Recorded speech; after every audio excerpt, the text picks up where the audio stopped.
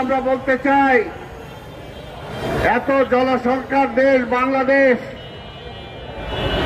আমরা কেন আমাদের বন্দর চালাতে পারবো না? আমরা কেন আমাদের প্রতিষ্ঠান চালাতে পারবো না?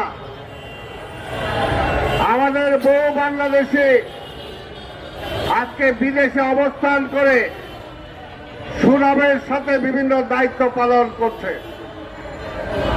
আর সেই জায়গায় আমাদের জাতীয় প্রতিষ্ঠানগুলো লিজ দিয়ে দিতে হবে, সেটা কোনোভাবেই মেনে নেওয়া যায় না।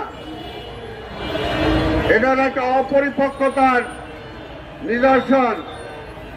ডক্টর ইউনূস সাহেব, আপনার সময় কম, আপনার সময় শেষ হয়ে গেছে।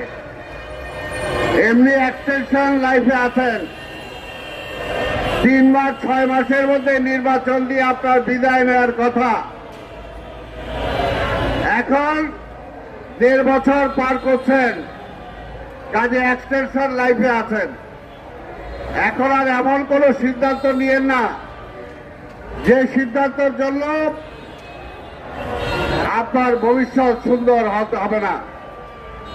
বাংলাদেশের মানুষ যেমনি সহজ আবার তেমনি কঠিন।